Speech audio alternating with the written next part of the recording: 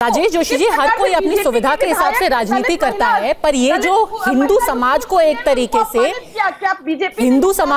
तरीके से आह्वान आज दिया है योगी आदित्यनाथ ने, आपको लगता है उसका कुछ असर होगा? मैं आपका सवाल अच्छी तरह से सुन नहीं पाया हूँ। हिंदू समाज का अगर आप कह रही हैं कि हिंदू समाज को बांटा जा रहा है, नहीं, उन्होंने एक तरीके से आह्वान दिया है। अगर उन्होंने कहा है कि भाई एक रहेंगे, नेक रहेंगे, बटेंगे तो कटेंगे, एक तरीके से लग रहा है कि आह्वान है और जाति की राजनीति के खिलाफ एक नारा है, वो काम करेगा। जी, मैं समझ गया। योगी आदित्यनाथ ने मथुरा में जो एक तरह का द्व्यर्थी नारा दिया है, बटेंगे तो कटेंगे, उसके कई अर्थ निकाले जा सकते हैं। अब दरअसल मामला यह है कि ये भारतीय जनता पार्टी के लिए अब उसको 4 जून के साइड इफेक्ट्स नजर आने शुरू हो गए हैं। अखबारों ने लिखना शुरू कर दिया है, फाइनेंशियल टाइम्स ने से लेकर के और तमाम हिंदुस्तान के और बाहर के अखबारों ने लिखना शुरू कर दिया है कि Narendra Modi 3.0 is a weak prime minister. वो कमजोर प्रधानमंत्री हो गए हैं, उनका हर दांव जो है उल्टा पड़ रहा है, यू टर्न लेना पड़ रहा है। ये अखबारों में टिप्पणीकारों ने कहना शुरू कर दिया है। 370 आपने लागू की, आपने राम मंदिर बनवाया, आपने 3 तलाक को क्रिमिनलाइज किया, लेकिन चुनावों में इसका कोई फायदा नहीं हुआ, आपको 40 पे उतर आए। इसलिए भारतीय जनता पार्टी में बहुत ज्यादा कंफ्यूजन है।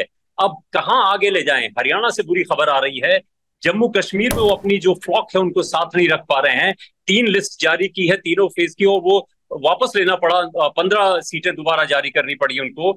ये जो चाणक्य थे, जिनको अमित शाह को जो चाणक्य कहा जाता था, उनके बारे में भी सवाल उठ रहे हैं। अब योगी आदित्यनाथ ये बार बार कह रहे हैं वो वापस हिंदुत्व की तरफ ले जाना चाह रहे हैं, लेकिन विपक्ष फ्रंट फुट पे खेल रहा है। राहुल गांधी, अखिलेश यादव फ्रंट फुट पे खेल रहे हैं, वो मंडल पे लाना चाह रहे हैं, हिंदुत्व की राजनीति को मंडल पे लाना चाह रहे हैं। और बीजेपी के लिए बुरी खबर यह है कि वो सफल होते दिख रहे हैं। उनकी सफलता, उनकी जो मूड ऑफ द नेशन सर्वे आया है, उसमें प्रधानमंत्री का पॉपुलैरिटी 50% से नीचे चली गई है। हालांकि राहुल गांधी की अभी पॉपुलैरिटी नहीं है, लेकिन जिस बॉल को जिस तरह से वो मार रहे हैं बार बार जो है बाउंड्री के पार, उससे विपक्ष का सितारा इस वक्त बुलंद होता दिख रहा है।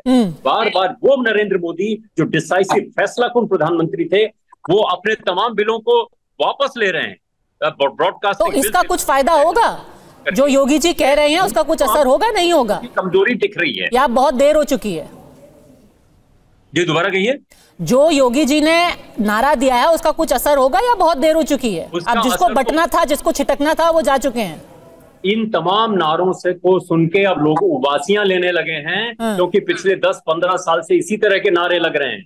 बटेंगे तो कटेंगे, मुसलमान तुम्हारे जेवरात ले जाएंगे, उनको तुम्हारी भैंस ले जाएंगे। कोई असर नहीं हुआ इसका, चुनावों में पता चलता है। करण वर्मा, लाने वाले अब कुछ नहीं होने वाला। बटेंगे, कटेंगे, एक रहेंगे, नेक रहेंगे, अब इन नारों का कुछ असर नहीं होने वाला। बिल्कुल नहीं होने वाला है। पद्मजा जी, आपको, आपके दर्शकों को, सबको जन्माष्टमी की हार्दिक शुभकामनाएं। और मैं आज का जरा वक्तव्य शुरू करना चाहूंगा श्री कृष्ण के एक श्लोक से, जो भगवत गीता में आता है, अध्याय 4 और श्लोक नंबर 13। चतुर्वर्णम माया सृष्टम गुण कर्म विभागश। हमारा संसार 4 वर्गों में बटा था। कास्ट तो एक पोर्चुगीज वर्ड है, पर इन लोगों को नहीं पता लगेगा। 4 वर्गों में, और गुण और कर्म के आधार पर। आज अगर कोई भी किसी चिकित्सक के पास जाएगा, भगवान ना करे, तो वो उससे जात पूछ के नहीं जाएगा कि आप किस जात के हैं, तब आप मेरा इलाज करेंगे। पर इस विकृत मानसिकता, राहुल गांधी जो मिस इंडिया से लेके सब चीजों में आज जात ढूंढने लग गए हैं, उनके शायद ये समझ नहीं आएगा, ना उनके पार्टी के समझ में आएगा। खैर, छोड़ते हैं इस बात को। अब ये पूरी जो कास्ट सेंसस की बात चली और जो योगी जी ने भी बात कही, मैं उस पर आता हूं।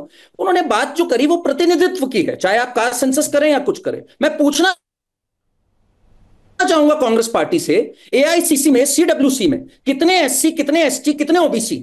आज तक आपकी पार्टी ने 6 प्रधानमंत्री दिए, उसमें से कितने एससी, कितने एसटी, कितने ओबीसी हैं? बीजेपी ने तो 2 प्रधानमंत्री दिए, एक उसमें से ओबीसी वर्ग के हैं। बीजेपी ने 3 राष्ट्रपति दिए, उसमें से एक एससी है, एक एसटी है, एक माइनॉरिटी के हैं।